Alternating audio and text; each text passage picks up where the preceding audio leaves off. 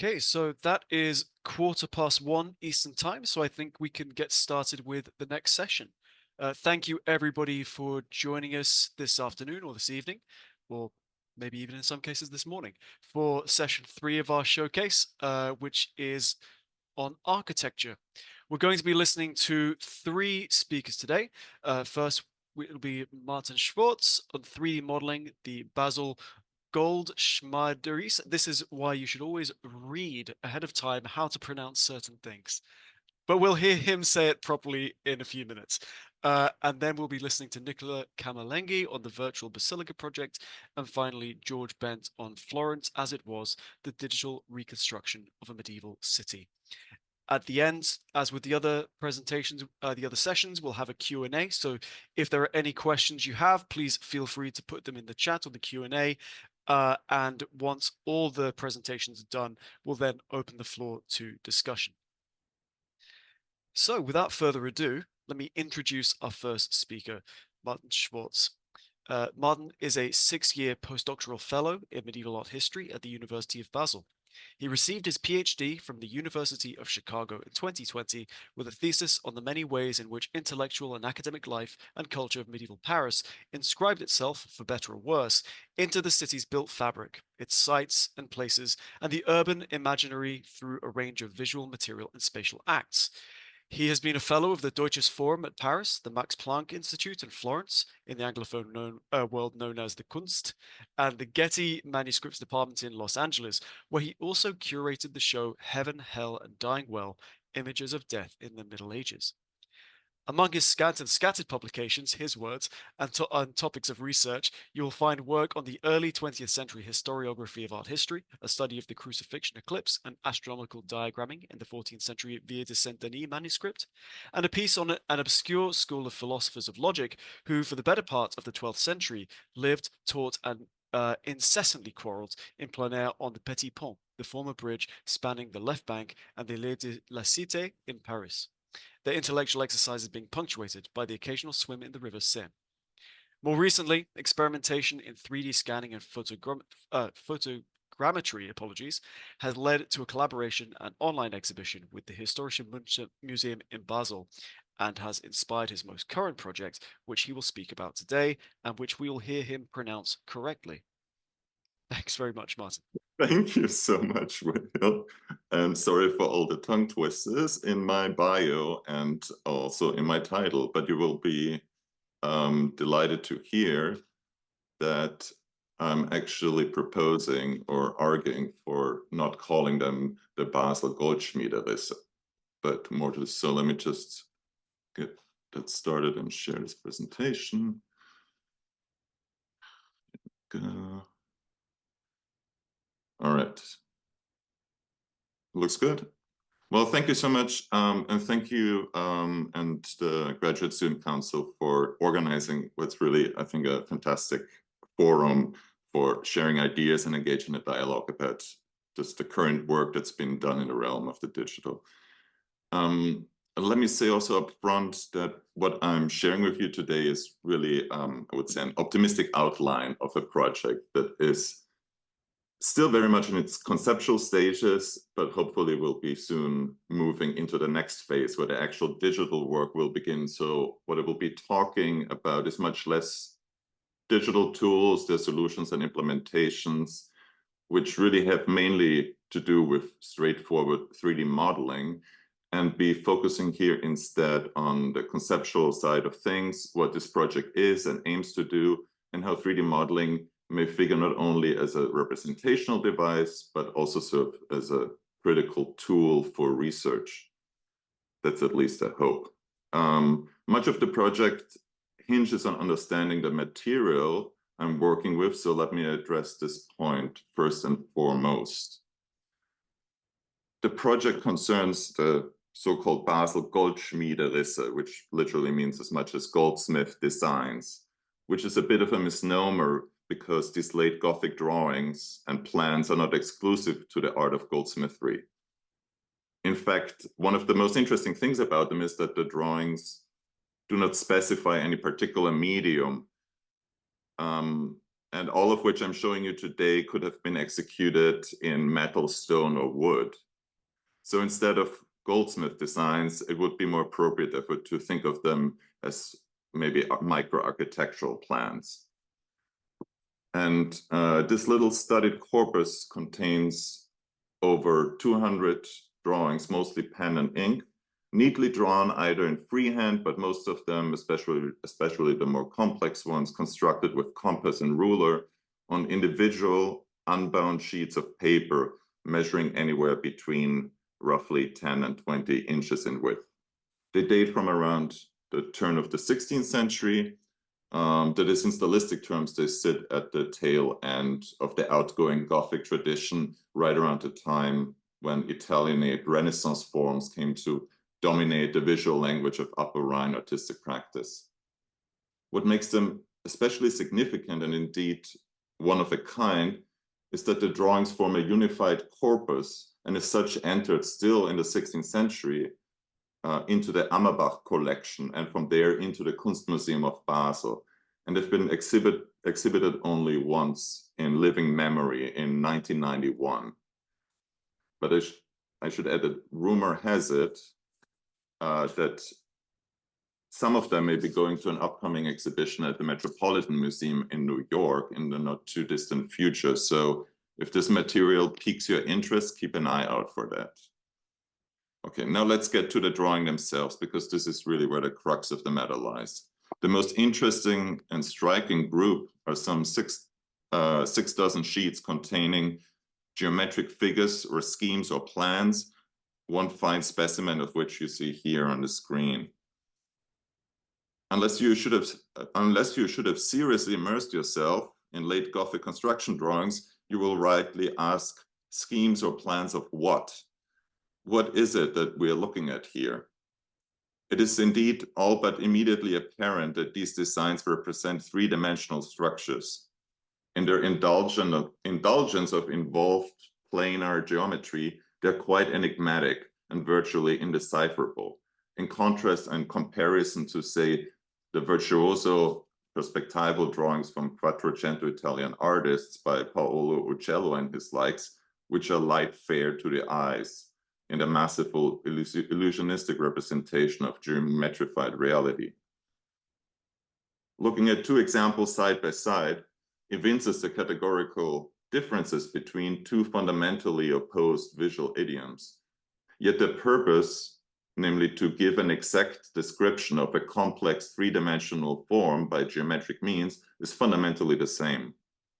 While Renaissance perspectival studies, such as Uccello's, have been hailed by art historians as icons of the ingenuity of modern pictorial mode of representation, the world of late Gothic constructive designs, as reflected in the Basel Goldschmiederrisse, are little known outside specialized circles. And yet, their ingenuity of design is hardly less, and in some ways arguably superior to the rule-governed mode of mathematical perspective. The underlying laws and principles of the design derive not from the dominion of the optical apparatus of the eye, but from the practices and procedures of their making, mainly by means of compass and straight edge, akin, if you bear with me in this comparison, to abstract modern art versus representational art of previous centuries. At the risk of sounding too polemical, what the comparison here sort of hints at is how much with a much greater economy of line and visual data, this late Gothic idiom manages to describe with a pretty satisfactory degree of accuracy and details objects or structures of a surface geometry that are vastly more complex than what Uccello's method can ever have hoped to accomplish. And this point, as you will see in a minute, is critical to why this project has to be digital. Now, let me give you first a brief overview of what these plans are that I'm working with and what they look like. I divide them into three groups and order them according to the degree of complexity and elaboration. So here's group one. These contain the simplest and most austere kind of designs. some not more than a few lines, mostly straight, some curved, arranged according to 2-, 3-, or 4-fold rotational symmetries. And they're, I think, quite a pleasure to look at. Let's move on to group 2 and climb up the ladder of complexity. There we find schemes that are more elaborate in their rendering and finish. Where group 1 contained unidimensional line figures, the linear armature of the designs shown here possess an added dimension. They have become solid structures with a defined thickness. The consequence being that the individual elements not merely intersect, but pass over or under each other, endowing the designs with a spatial sensibility. What we can further discern here is the sort of playful combination of self-contained polygonic shapes into larger composite wholes, but always adhering to this sort of multifold symmetrical relationships. At the very top of the complexity spectrum, we find these truly head-spinning geometrical fantasies of dazzling intricacy and beauty, seemingly self-generating in these sort of recursive permutations and geometric operations.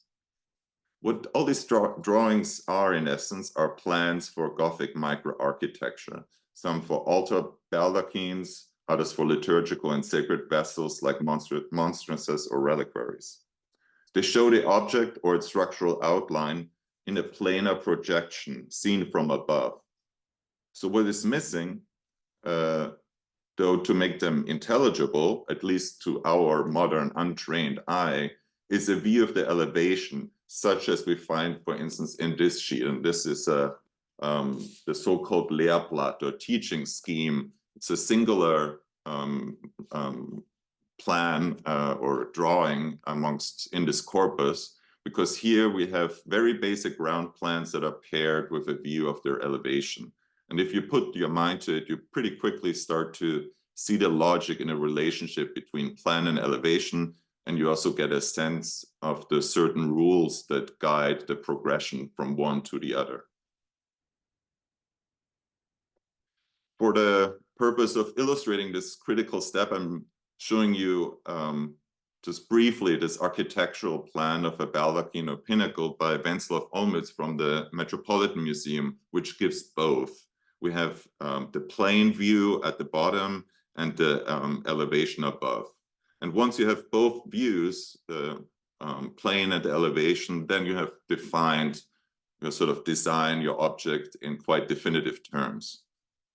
So the problem, or it's not really a problem, the challenge is that almost all of the Basel plans come without a rendering of its elevation, and leaving us with these sort of wonderful mathematical puzzles that strain the mind in a mostly futile attempt to extrapolate them into 3 dimensions. So what this project now seeks to do is, with the aid of computer and digital modeling, to translate them into a 3-dimensional form. Now, reading these drawings is not a step-by-step process, I should say. It's much rather a series of acts involving guesswork and interpretation. And while we have some theoretical treatises on Gothic designs that illuminate the relationship between ground plan and elevation and the geometrical principles and procedures that govern the relationship, there's no how-to manual that would make this a straightforward exercise. The design methods of late Gothic are not particularly well understood, especially not in the world of microarchitecture, which was at liberty to be, I would say, more daring and creative in the invention of forms than its counterpart of monumental architecture. The work will involve a fair degree of experimental archaeology, as it were, to engineer elevations from some of the designs and to model them fully in the round. And I think it should be actually quite an exciting process, because it's really hard, or if not impossible, to predict what these plans will transform into when we extrapolate them into the 3rd dimension. For instance, with this example here, it's sort of, I have a vague idea of what it might look like, but it's too complex to actually fully sort of get to flesh it out in my mind.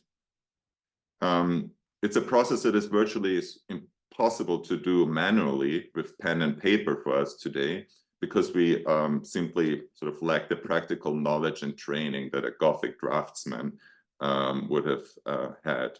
But working with 3D modeling software will allow us to work or to proceed in a trial by error or experimental manner, and perhaps even see that one design may be plausibly interpreted in more than one way. My hope and goal here is to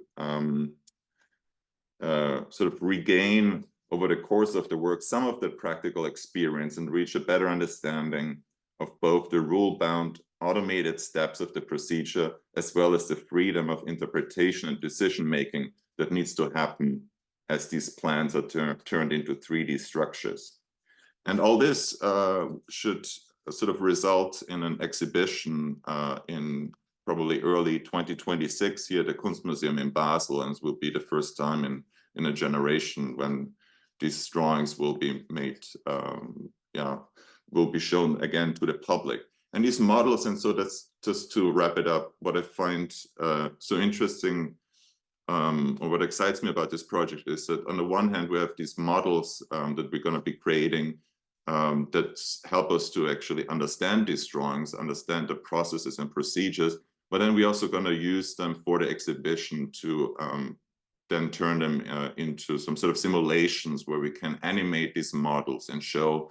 I'm thinking here a little bit of the Game of Thrones intro, which probably most of us, you will know, where you see little castles that are sort of, you see them flat and then sort of evolve like machines from the ground. And it's something similar I'm envisioning to be doing with these designs here, just to make them intelligible, not just the final product, but how, they're sort of supposed to grow out from the page. And then there's some other ideas also to sort of back engineer existing structures into designs. And something that I've been quite excited about an idea we recently had was to commission one of these designs from a stonemason. So I've been in touch and contact in preparing this project with a number of people in different fields, and including the sort of cathedral workshop of Freiburg and Breisgau. And there we talked about the possibility of then sort of turning this, actually commissioning a sculptor stonemason to realize one of these plans. I think I'll leave it at that, and I'm looking forward to your input and questions. Thank you. Thanks very much, Martin. I'm sure we'll have a lot to talk about in the Q&A there. It's amazing to see these projects sort of in their early stages, and the wealth of material that's out there which could benefit from using digital tools. We're going to move straight along now to our second speaker, and that will be Nicola Camerlengi. Nicola Camerlengi received architectural history degrees from Yale, MIT, and Princeton. He's currently associate professor in the Department of the History of Art at Dartmouth College. He specializes in the early Christian and medieval architecture of Rome, and is invested in digital tools such as VR, AR, GIS, 3D modeling, photogrammetry, and laser scanning. His first book, St. Paul's Outside the Walls, A Roman Basilica from Antiquity to the Modern Era, was published by Cambridge in 2018. A co-edited volume entitled Visualizing Complexities, Practices and Heuristics of Digital Models in Art History is forthcoming with Der Bibliotheca Hertziana. With the Bibliotheca Hertziana. Typo there for myself. He is a lead researcher of the Mapping Rome group and a collaborator of the Corpus Cosmotorum team focused on the sculpture of medieval Rome. He has been a recipient of grants from Harvard's Via Aetati, the National Endowment for the Humanities, the Mellon Foundation, the Kress Foundation, and many others. Over to you, Nicola Camerlengi. Thank you very much, and thank you also to the GSC for the invitation. So I'm struggling because there's some monks singing in the background, but I don't necessarily. Do you hear the music in the background? Sadly, I'm not getting the monks. That's good. I don't want you to get monks, but they're distracting me. So what I wanted to talk about today is a project that is many years in the making. It is called the Virtual Basilica Project. It deals with a church of St. Paul's outside the walls in Rome, a building that burned down in 1823. And that, of course, ever since has been a challenge for scholars to study because the building was rebuilt, yes, on the same size and volume as the original, but all of the frescoes and the marbles and everything that was there at the beginning and through the various 1,500 years of its long history, that was lost in this fire. The church is the tomb of St. Paul, kind of the shrine around the tomb of St. Paul, and therefore an important site for Christianity. What this project does is to make available to a broad audience and to make freely available various experiences related to this building. For example, as you can see on this menu here, one could take a guided tour. One could explore venturing anywhere in the building, Hope. down, No, not Willa. Hope. flying, moving through the space. Or one could also, this is a more restricted kind of movement, exhibition mode.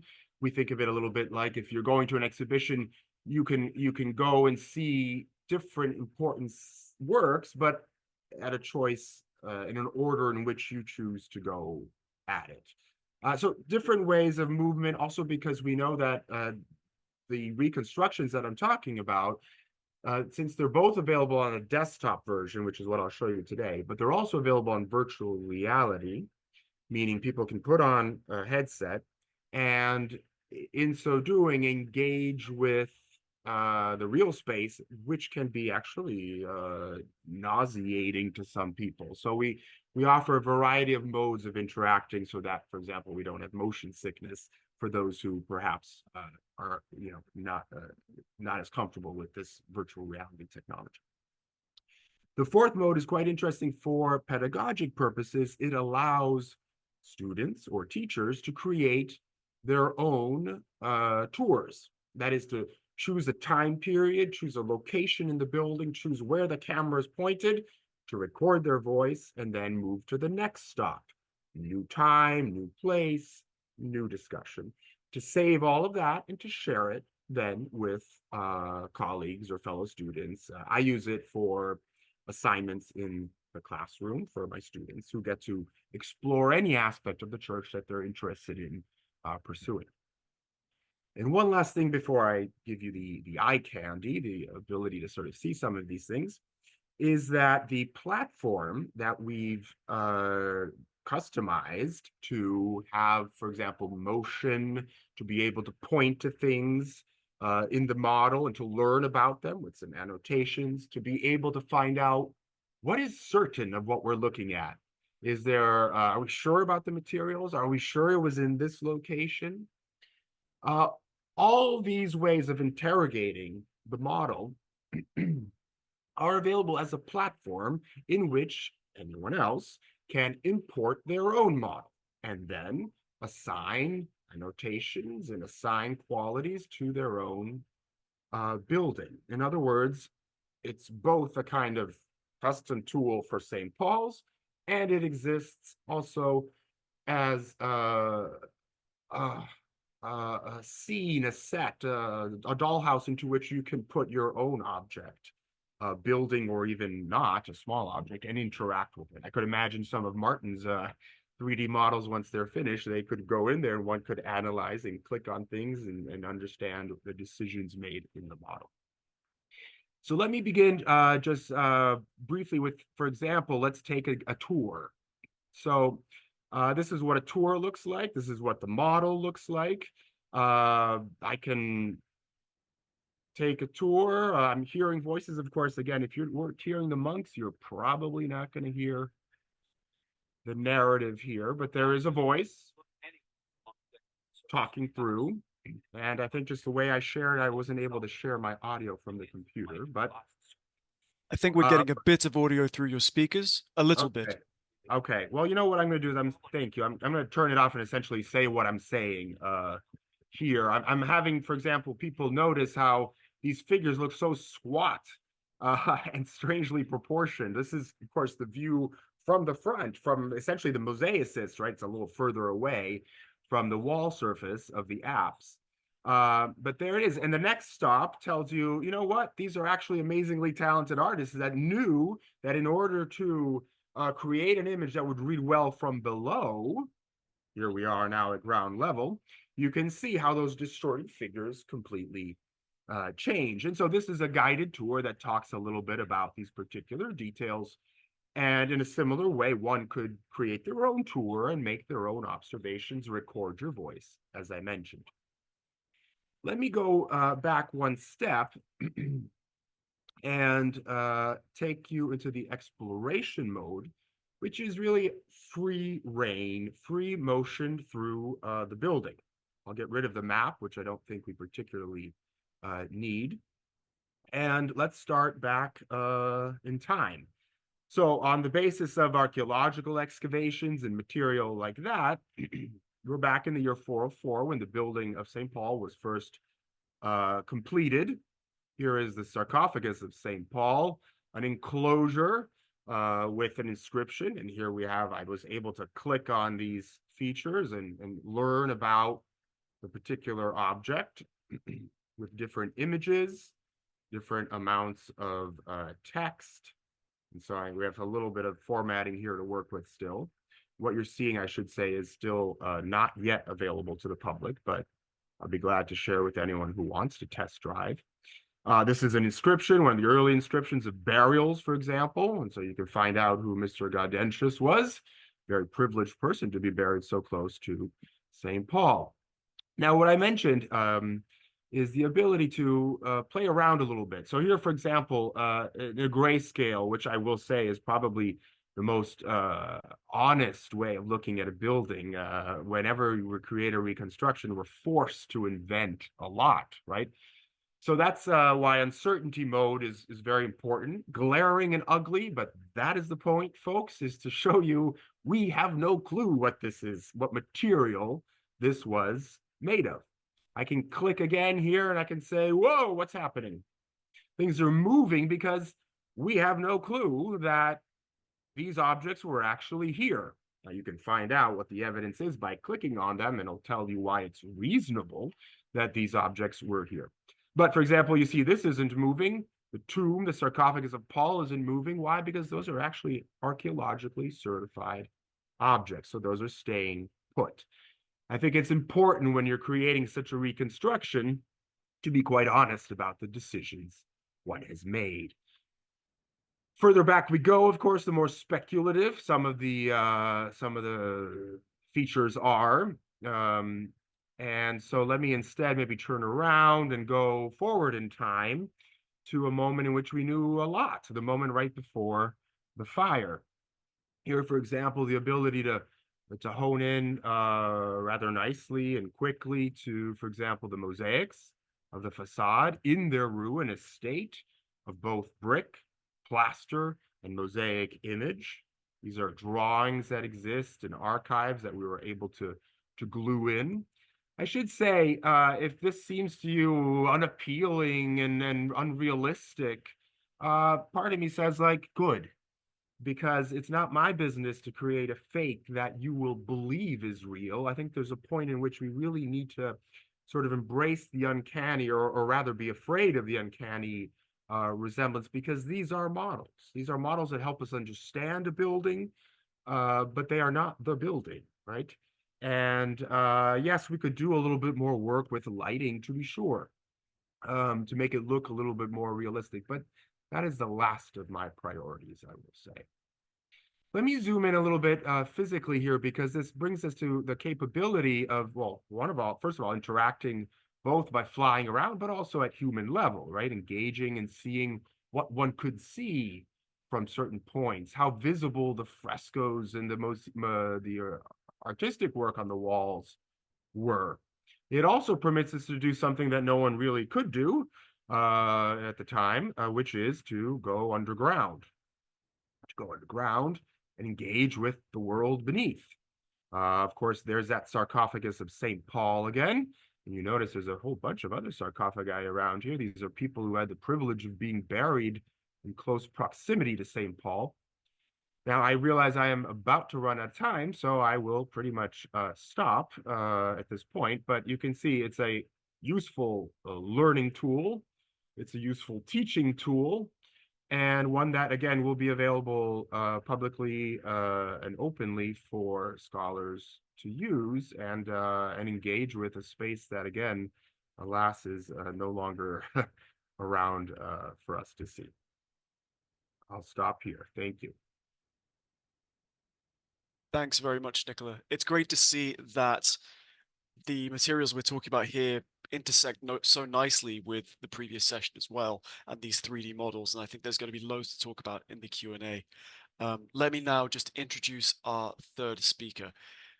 George R. Bent is the Sidney Gauss Childress Professor of the Arts at Washington and Lee University. Bent has written about artistic production in Italy, the function and reception of images, and institutional patronage in late medieval Florence. His two books, Monastic Art in Lorenzo Monaco's Florence and Public Painting and Visual Culture in Early Republican Florence, address these subjects in detail, as does his current book project on manuscript painting in Florence at the turn of the 15th century, a collaborative venture with the Department of Conservation and Imaging Science at the National Gallery of Art in Washington, D.C.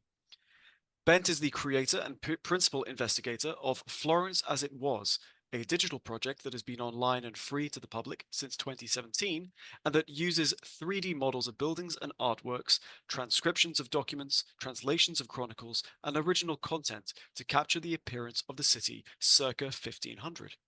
Take it away, George Bent. Well, thank you very much. And I'd like to echo my colleagues in offering my thanks for the opportunity to participate with you today. I'm going to read a text because that's the only way that I can stick to a time limit.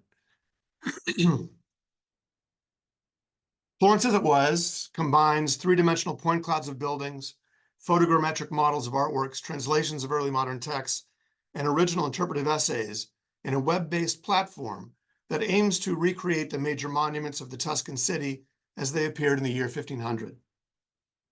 Complete with a database of nearly 2,000 images, users may interact with a high-resolution map produced in 1584 by Stefano Buonsignori that has been layered over a Google map to provide accurate georeferences of some of the West's most important artworks.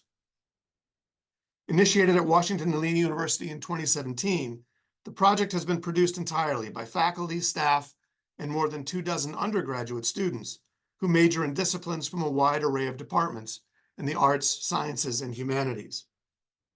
Originally conceived as an experiment in two-dimensional mapping, sculptures, frescoes, panel paintings, and miniatures were identified, cataloged, and then geolocated on the Buonsignori map to give users an idea of what was located where in the city at the close of the Middle Ages. Each image was tagged according to artist, patron, title, dates of execution, subject, and iconography, as well as the building in which it was originally located. These images may now be searched accordingly, with thumbnails and identifying markers appearing on the map. Those purple dots represent individual images, while the blue diamonds indicate clusters of images that were installed in any single building or institution. Digital photographs of many of these objects, taken either by team members or pulled from Wiki Commons, provide large representations of each image.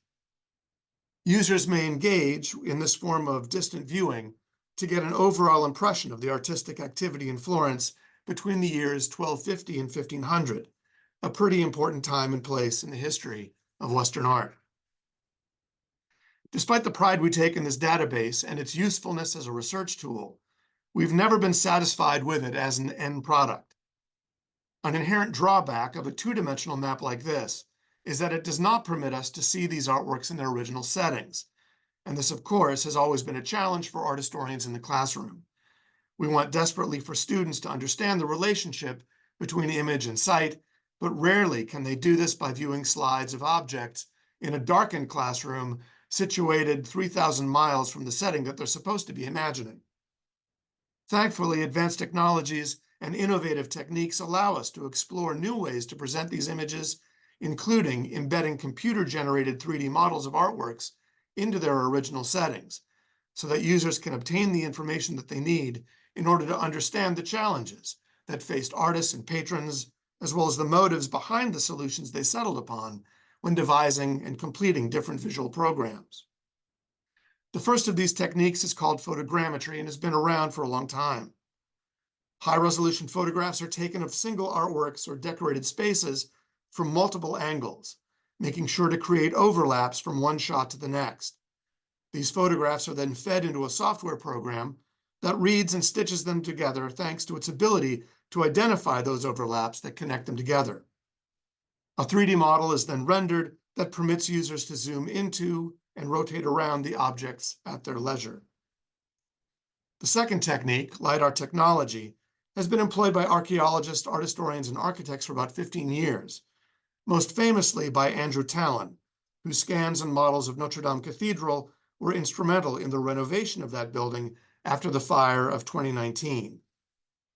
In this process, a scanner, controlled remotely with an iPad, is positioned to capture the features of spaces up to 80 meters away.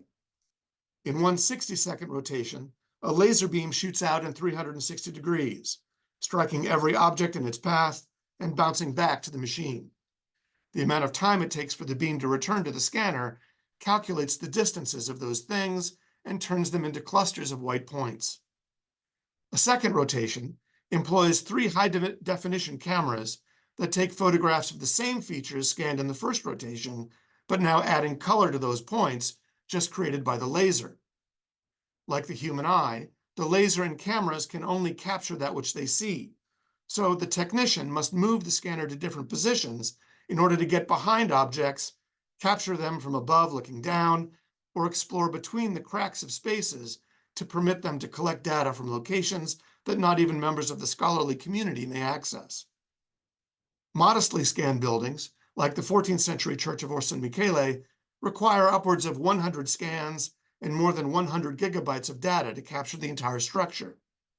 Larger complexes, like the 13th century friaries of Santa Maria Novella or Santa Croce, demand 7 times that number, resulting in computer files that can approach 1 terabyte of data each. Our students often travel to Florence to help collect this data and are often responsible for editing and stitching together these scans into coherent models at a speed measured in months rather than hours or days. Once a model has been finished and saved onto our server, team members upload it into a program called Pottery that displays these massive data files online without compromising the user's storage capacity. The model is then linked to our map, where you can find it right now and travel through it at your own pace, stop at features that interest you, clip away portions of the building that are in your way, or measure specific elements with a high degree of accuracy. An instruction page on our menu shows you how to use these models. As of today, the interiors and exteriors of more than 24 buildings have been scanned, while 18 point clouds have been posted online and highlighted on the Bonsignore map. A third process has helped us bring these modeling techniques together in 2 ways. First, we've created a workflow to embed into point clouds the photogrammetry models of artworks that once adorned these buildings, but have since been transferred to museum collections far removed from their original locations. An experiment to insert some of the 14th century paintings of guild saints that were once attached to the piers of Orsan Michele has enabled us to visualize this space in new and informative ways. Second, we've begun to experiment with a program called reality capture that combines high-resolution photographs with point clouds, thus smoothing surfaces to create areas that accurately reflect their current appearance. We've had success inserting photographs of the murals in the Sassetti and Bartolini Salimbeni chapels into the point cloud of the Church of Santa Trinità. And just this month, we posted a reality capture model of Santa Maria Novella that contains within its point cloud no fewer than 4 painted chapels, the Crucifix by Giotto from 1312, and Masaccio's early experiment in linear perspective, the Holy Trinity. Now, one of the dangers of these processes is the temptation to rest on the laurels of the visual effects that they can create. but we've been careful to avoid just being an eye candy site, which takes me to the next phase of the project that we're only now just beginning. We've learned how to annotate our models and have posted short interpretive essays to help users understand what they're seeing.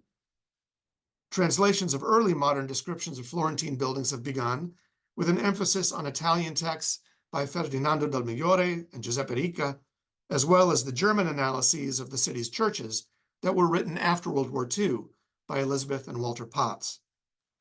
We anticipate adding transcriptions of specific documents, translations of early modern writings by Villani, Ghiberti, and Passerini, and by the end of 2024, we aim to add recordings of some 14th century chants in order to layer sound onto this experience. To date, we have focused primarily on data acquisition and delivery systems, making models, annotating them, and figuring out how to let you see them for free without crashing your computer.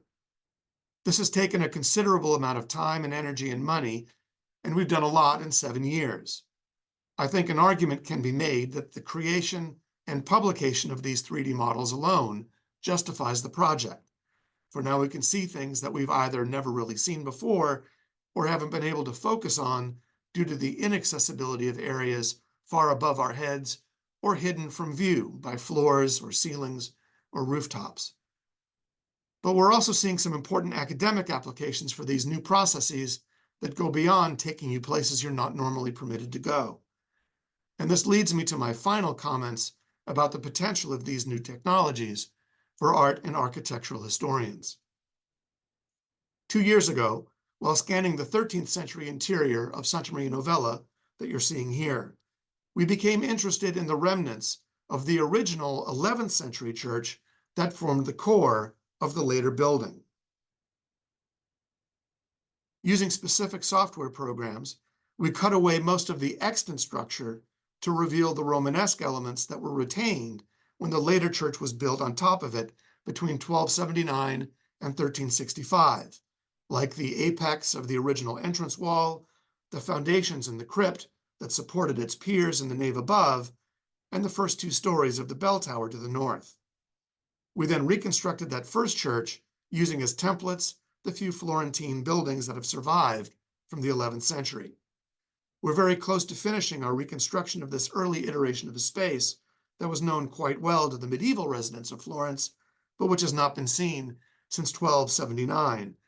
And don't worry, Nick, I'm thinking very carefully about your commentary regarding uncertainties and hypotheses and models. We know that we're not the only digital art history site out there employing these techniques. Projects like the ones that my colleagues have just presented here, along with those like Paris Past and Present, Florence 4D, and Open Heritage 3D, have begun to craft a digital roadmap of medieval sites that permit users to navigate and explore spaces, both extant and demolished. All of us realize that we have at our fingertips the capacity to recreate the physical environments of old cities like Florence that have evolved over time into modern entities that we see today. Like these projects, Florence as it was has as its mission not only the digital reconstruction and analysis of the major monuments of a medieval cultural center, but the dissemination of this information in a format accessible to anyone with a computer that runs on at least 4 megabytes of RAM, has an active internet connection, and has the interest to explore. Thanks. I'm happy to entertain any questions that you might have. Thanks so much, Dr. Bent. That was a fascinating talk, and what an amazing project for students to get involved with as well. Seeing as we are on Zoom, like Maggie, I will applaud on behalf of everybody here who is just staring through the screen. And we have a few minutes for Q&A. So if you have any questions, please feel free to throw them into the Q&A function at the bottom of the screen here.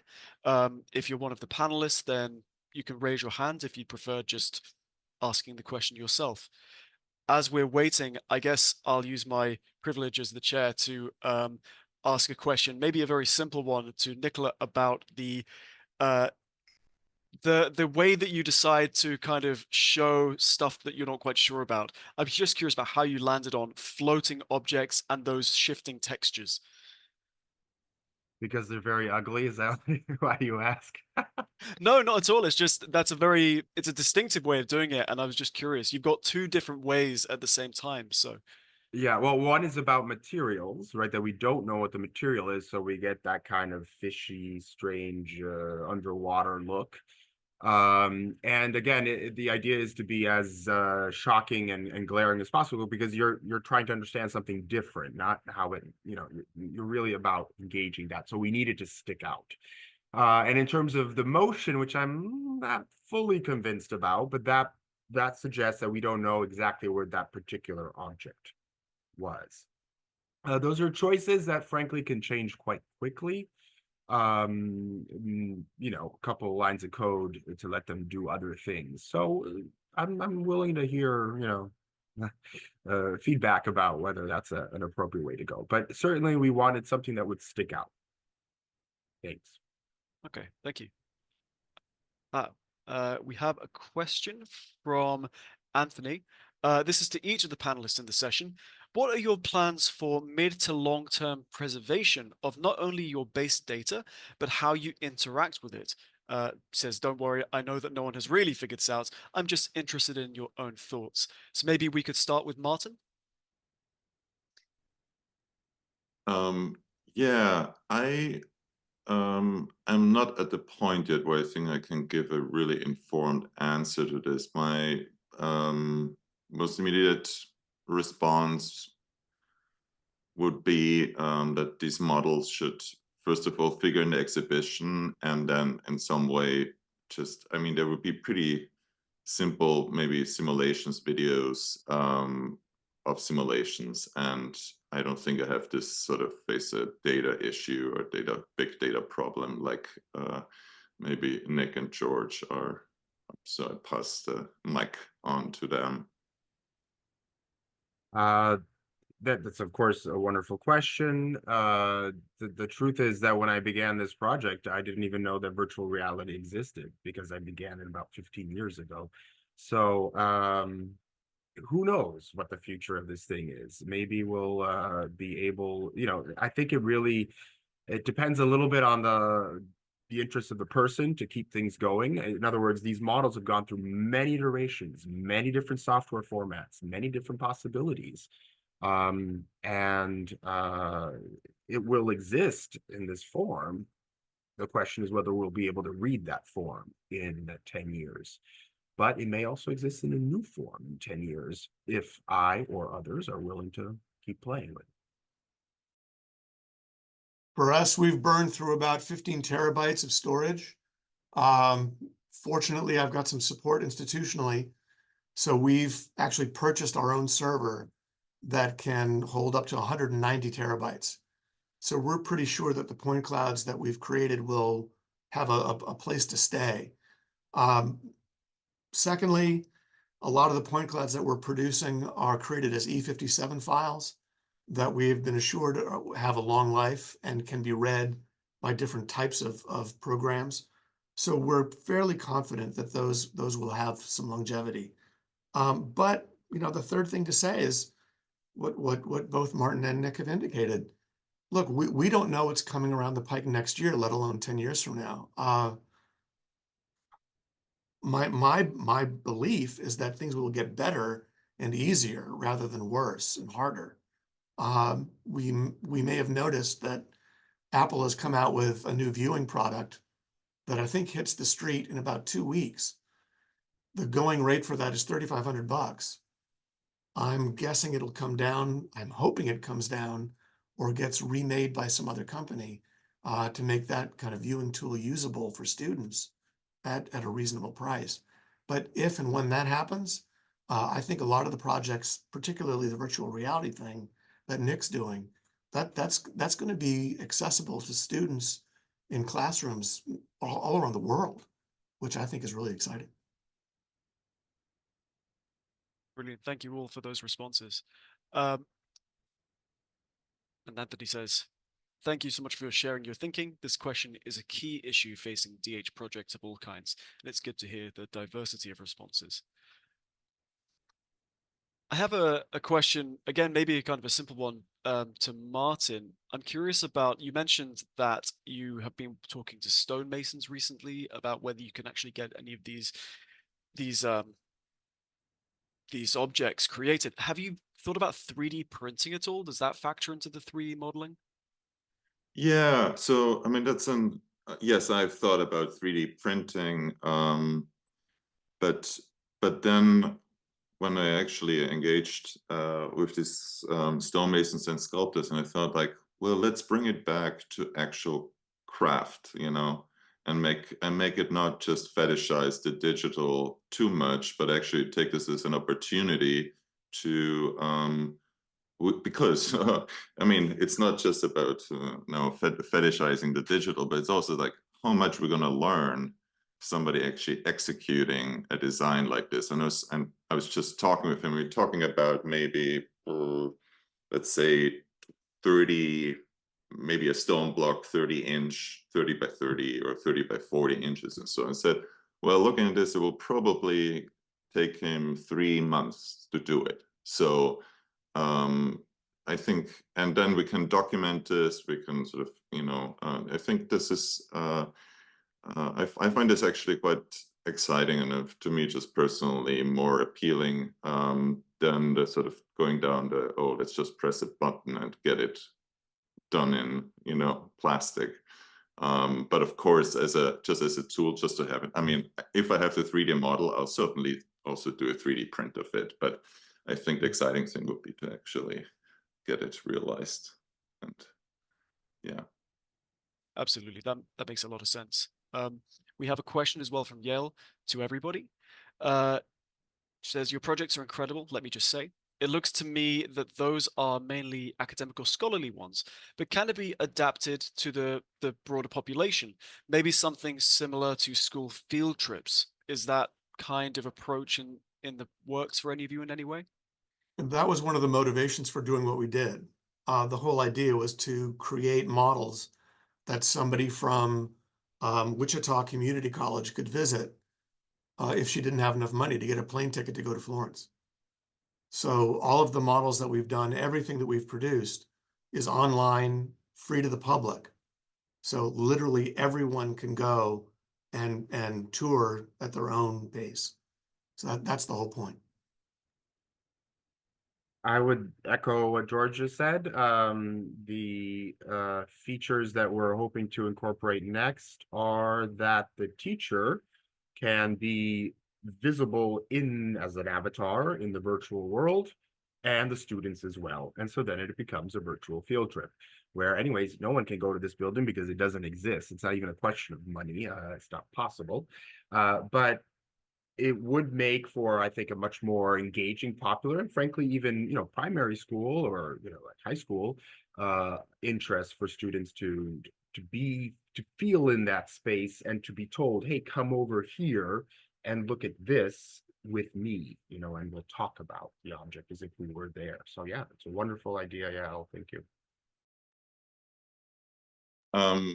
Well, the obvious point with my project is that, I mean, it's an exhibition, so we'll be available to the public and we'll have sort of the simulations to make these things to intelligible and understand the process behind it. But what I'm especially, I think, curious about and hopeful would achieve to, since there is, you know, some very, very nice examples of sort of late Gothic micro and meso architecture in Basel, and of course the Rhine region, Upper Rhine region is full of them, for people to, locals to actually look at these works differently once they've seen the drawing, once they've seen the designs, how these things are being conceived in 2 dimensions, these incredible 3-dimensional structures, and then to actually experience, you know, these things, the Münster and the chancel of Nussdorf and whatever, or the little baptismal font, in just different new ways with new eyes, and actually start to see the complex geometry behind it. And that's Basel is also full of architects, of course, and I think there's a lot of yeah, that's another thing about this project where I think there could be really some sort of, yeah, something you take out into the world, and it's not a pure scholarly sort of nerdy exercise, but it's just making people excited about a sort of design method. It's totally strange and foreign to us, I think, in many ways. Thank you all. And we're about out of time. So for anybody who wants to continue this conversation with you further to find out more about your projects, is there anywhere that you could direct them? Maybe if you want to share, thanks. So I'm seeing that some of you are sharing your email addresses. That's brilliant. If there are any other links you want to put in the chat, go right ahead. Well, I think that all that's left is me to thank again our three speakers for three really fascinating discussions and papers, and thank you all for your questions. And again, as the only person who's on camera right now, I'm going to applaud on behalf of the audience for the speakers. We've got another 5-minute break now, but join us again at 1:15 for our next session, which is going to be on text and editions. And please do stay tuned for our keynote, which will be in about 15 minutes from now. Brilliant. Thank you all.